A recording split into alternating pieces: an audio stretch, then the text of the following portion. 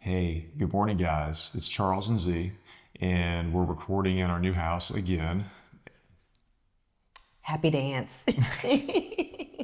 And today we have what I think is a good one for you. We have two questions that we found. And one is, when have you felt most alone in our own family, even while we were together? And the other one is there part of our past, loss, grief, or family expectations that you feel I've asked you to carry alone? So we're going to answer both of those questions today. And before we do that, how y'all doing? Comment below. I am happy that it's Friday. I mean, I still have a full work day, but I'm starting to feel the end is near, at least for the week. It's just been a long mental week. What about you?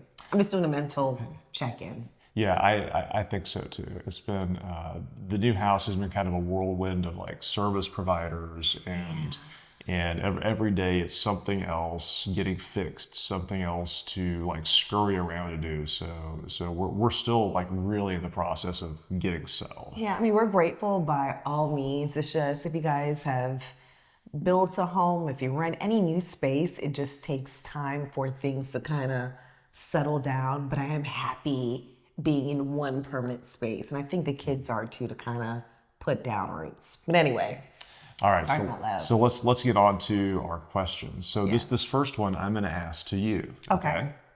So when have you felt the most alone in our own family, even while we were together?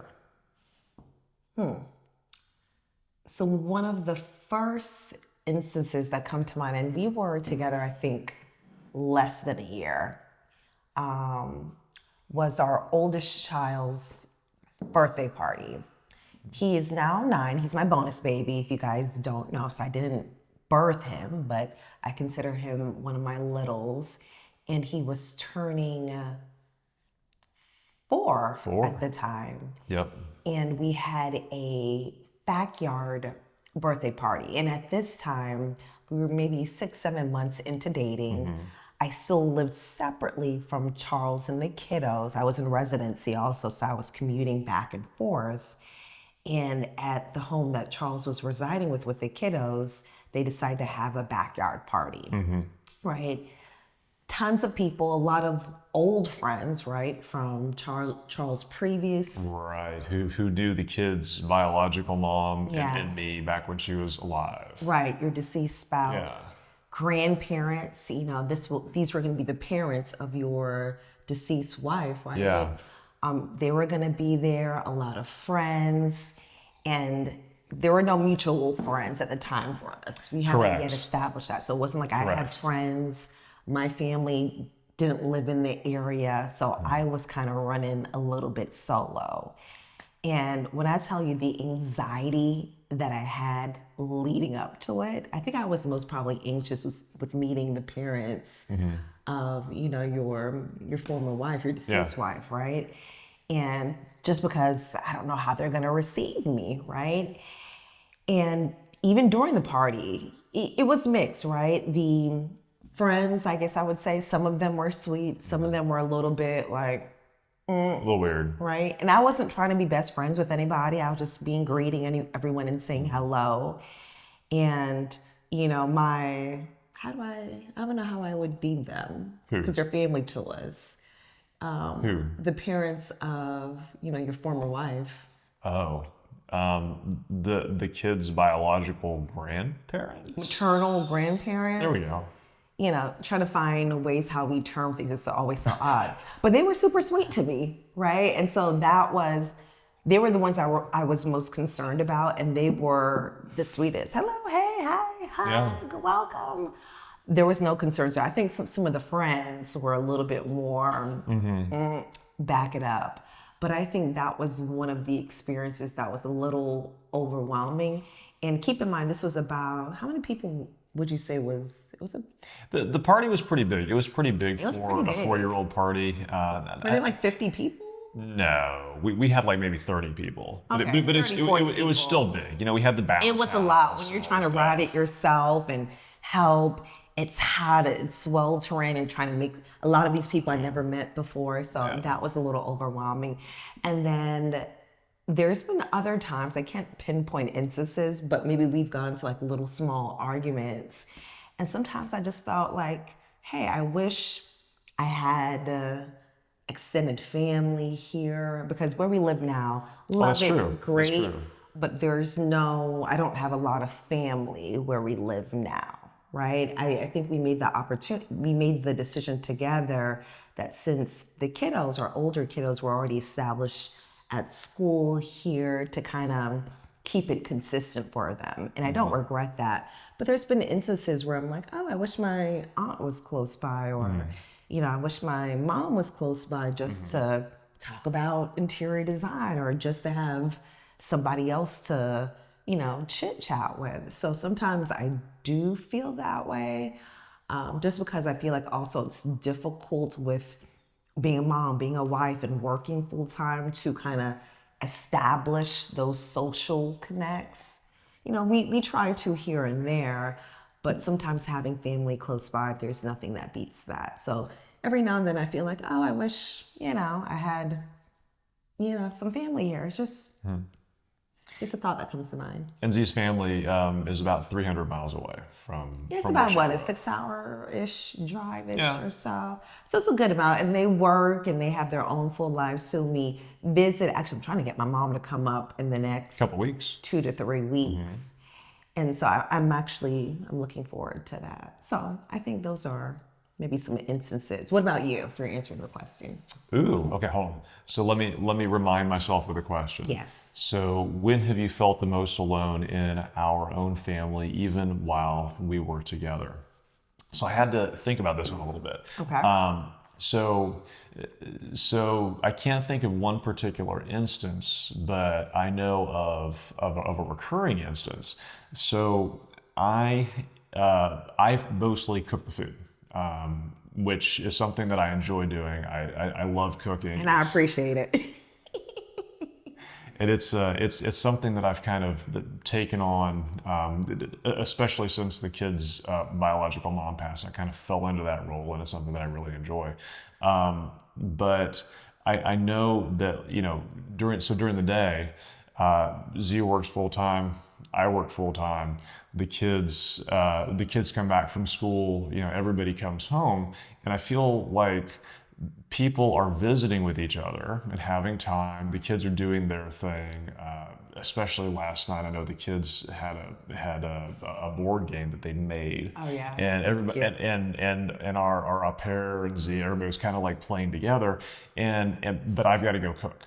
And now I don't resent cooking. I really like cooking. I really like that role. But sometimes I feel like, because it's something that I take care of, that it's kind of it's kind of something that isolates me in some ways. Where it's like everybody's visiting, but then I've got to go cook food, and which is fine, but it does make me feel a little bit alone sometimes, and kind of like I've got to take myself out of what people are doing, what everybody else is doing, because this is something I'm responsible for, and I've got to go do it. Why don't you? Because I always just thought it's something that you take pride in doing. That I do. So why don't you ask? I'd be more than happy. Well, And a lot of times when I come home, now the kids are visiting with each other or with their pop, but I'm usually sitting in a corner trying to get my mind together and decompress. Well, you're on your YouTube, you're doing your little housey stuff. Yes, I feel like after work, I just want time. When you spend 9-10 hours talking to individuals from all walks of life, and I love my job, but it can be very draining. Sometimes I'm visiting with myself, right? But I'm okay if you ask. I don't want to do it every day now, but if you ask if you want some help, or because I've made the meals before. If you want an evening, we're like, hey, can you just do the meal? I'd be okay with that. Okay. Well, I don't think that in sharing that, I don't know if I was necessarily saying like I want to fix for it. I was just sharing, a time that I feel alone. Well, I know you're just sharing, but I'm just putting it out there. If that's something that's reoccurring for you, I'm putting it out there that, hey, you know, doing the salmon and the macaroni, our Monday go-to. I'm more than happy with helping if you feel like it gives you some more time to visit. Or maybe we could just like spend time together. Maybe you just keep me company a little more. If you notice, as of late, I don't want to say linger, but I feel like our new setup with our home allows you to be open and engaged. We have kind of that open floor plan where the kitchen's open to the dining and it's open to the great room. And to me, what was nice yesterday, our internet was down, something happened. And so the kids were, like Charles was saying, they did this, which I thought was creative. They created their own little board game in the great room with us downstairs. It was really neat. You were in the kitchen. I was in the kitchen. Like everyone, our little 2.5 was just running around. So I felt like it was a really interactive experience where we all got to be within the same space. But I'm just putting it out there. I know you're not looking for a fix. I'm just letting you know. And I agree. The open floor plan actually has helped out a lot with that, because I used to feel our old house, the kitchen was more kind of in its own space. Yeah. And so a lot of times, I had to be very physically away from the family when I was cooking. Our new setup, the kitchen is kind of part of everything else. It's like one giant room. And I think that actually has helped me feel better about that. Okay. So, okay, let's go on to the next question. Yes. Oh, and so the next question, I'm supposed to answer this one first, okay? Okay. Okay, so can you read that one to me? Okay. All right. So let's see. And I'm gonna take a sip of my coffee and I'm gonna get ready for it.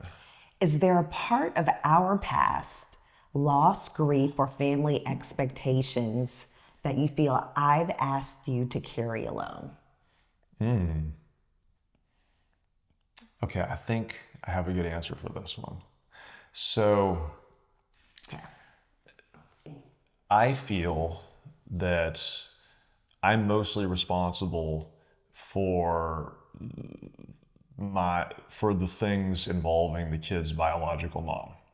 And I don't expect anybody else to be responsible for that. Like I don't say like I'm not saying that's wrong.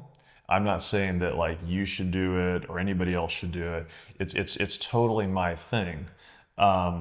But I feel like it's something that I have to own, and sometimes it's difficult.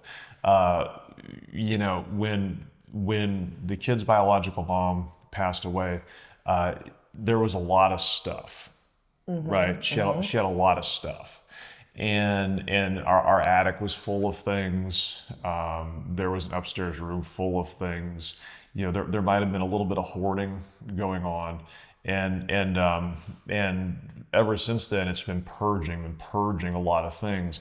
And every time something's purged, though, there's always like, question, like, is this something that may be important to the kids when they get older? Because I don't know.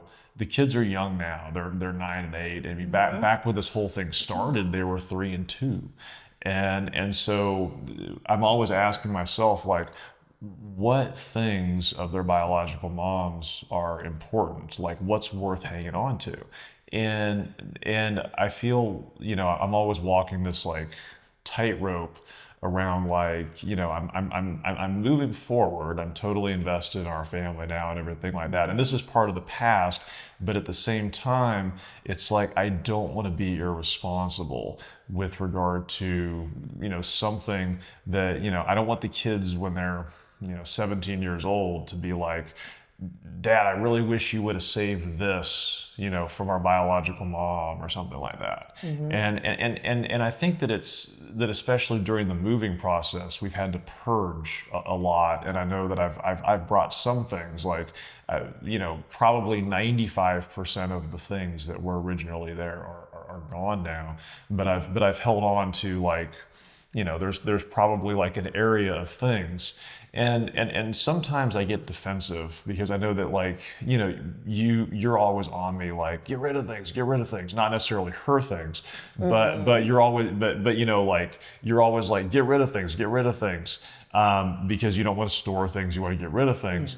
And I know sometimes that when it involves like these things, of the kid's biological mom, it's like it's difficult for me to go through those things, and so it's something that I intend to get rid of more things, but I feel like it's something that's difficult for me, and so anyway, that I'm kind of rambling about that. Can I comment off of that? Yeah. And so meeting you, right, we have a very unique situation, right? And so I think I had to give you the space, right? Be understanding or empathetic that you will need the space to sort through those items, particularly with the kiddos, right? A lot of those items can be important to the children. But with marriage moving into a new space, I expect that you at least go through those items, right? We're at a place now, it's been years. I at least want you to go through those items. But I'm always going through them. I feel like there's some of the boxes where I'm like, well, what's in them? Like, can we organize? We know we're keeping, and you're like, well, I don't know, I have to go through it. That's what you tell me. So I don't think all the items you've gone through. And I just don't want to hold on, because sometimes I glance at them and they're literally just like a paper with one sentence, like nothing of meaning that can be discarded. But I'm like, if you went through it, you would see that. And just the process of doing that, sometimes I think you're a little bit defensive. And I think when you are in a new marriage and you've created a new family, right? I think you have to make space for, especially the woman in your life. And you've done great. So I'm not. I was going to say, I've thrown away 95% of the things. You have, but I'm saying, I think there's a tendency for you, and this is besides excluding, taking out or extracting, talking about those items, I think there's a tendency for you to just hold on to things. Right. And that is one of my things is I have difficulty in general. This is in general. Or last in general, yeah. I'm like, get rid of it. It gotta go. We haven't used it in the past year, right? That is because sometimes I'm not like the most neatest person, I would say, but too much clutter gives me anxiety. I want to see open spaces, cleared spaces. It lets me feel as if we have some control, some clarity, things like that.